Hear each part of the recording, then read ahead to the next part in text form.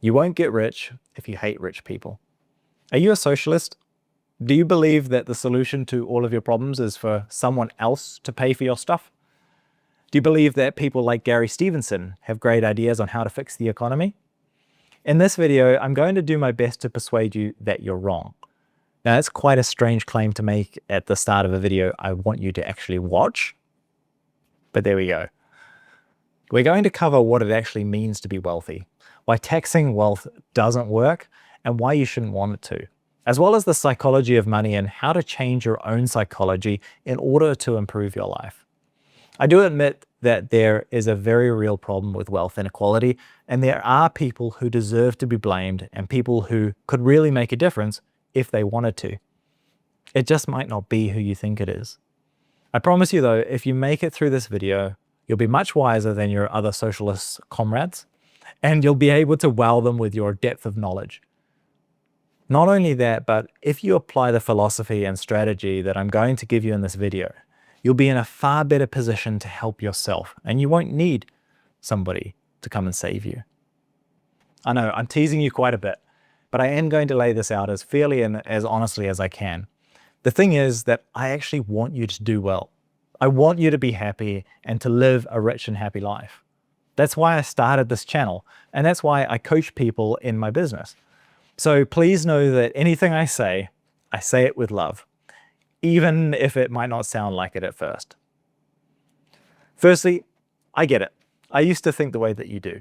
I thought that the biggest problems were caused by wealthy people hoarding all the resources, and that if they would just share, I'd get what I needed. I'm also a big fan of Santa Claus, as he really embodies this idea. The thing is, Santa doesn't live at number 10 Downing Street, and multimillionaires and billionaires don't have a big vault of gold coins like Scrooge McDuck that we can all just dive into. The reality of the situation is very different. There is an increasingly loud insistence that the root of many of the problems we face are as a result of greed and could be fixed by taxing those who have more than us. This sounds like a great idea. If someone has millions of pounds, then a few more percentage points in tax is nothing to that person, right? And that money could feed hundreds of starving children in Blackpool or something. Here's the problem. That's not how it works. Not in practice. Wealthy people don't sit still. They move, they leave, and they take their money and their businesses with them. It's a bit like trying to tax seagulls. Sure, you can scream at them and wave your fists, but the moment that you get close, they just fly away. And can you really blame them? Wouldn't you do the same? Go on, be honest. Why would you stay put and get railed from behind by a greedy, incompetent, and wasteful government when you could take your money, your family, and your business somewhere less hostile towards you and work on your tan at the same time? Now, that might make you angry. You might say that you'd be incredibly honorable and stay put, pay the extra tax and be glad about it. And maybe you would, but most people wouldn't. Here's something to ponder. Are you currently paying more tax voluntarily than you absolutely have to? If not, why not? And do you really think your whole mindset would change once you had a bit more money? The evidence suggests you wouldn't. This is the world that we live in. People go where it benefits them the most. Now, I'll explain to you shortly why this is actually a good thing and how it benefits you and I. This is the bit Gary Stevenson doesn't quite grasp. He thinks that rich people are trapped in the UK, unable to escape the claws of HMRC. For someone whose YouTube name is Gary's Economics, he has a fundamentally flawed understanding of how the economy actually works. Maybe Gary's Economics is meant more like these are my economics, Gary's Economics instead of actual economics. I don't know. Either way, his philosophy is practically untenable and is based in resentment for the wealthy and not empathy for the poor. It's easy to figure this out by thinking through what the outcome would be if you applied his so-called solutions. We live in this weird world where people who say nice-sounding platitudes are valued way more than people who say things that are actually helpful. Now, if you want to stay poor and stay resentful, then Gary Stevenson is the guy to listen to.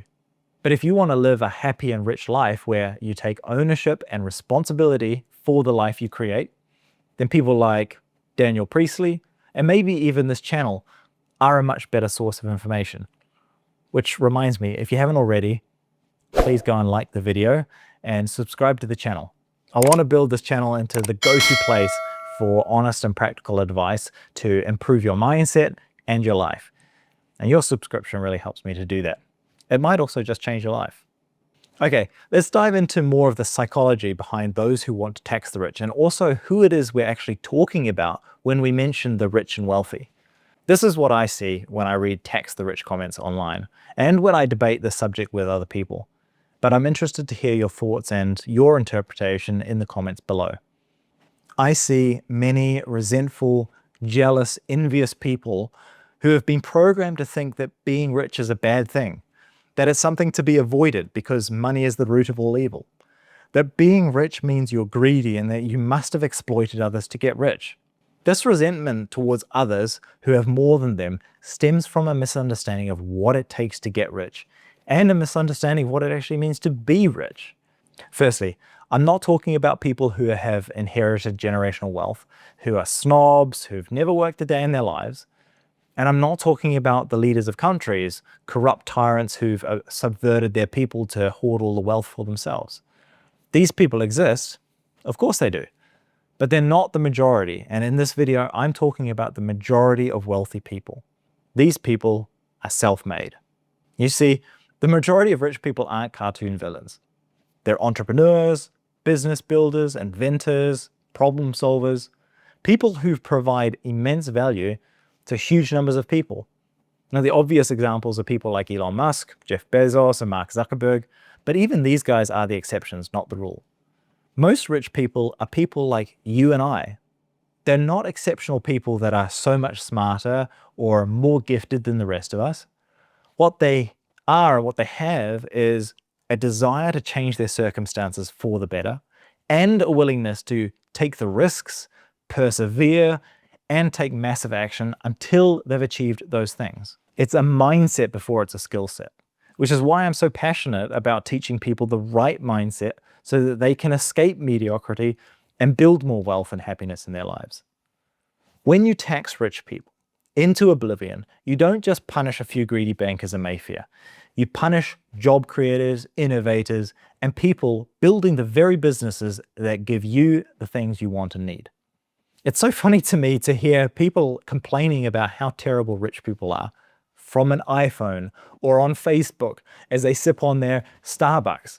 Like, do you not see the irony?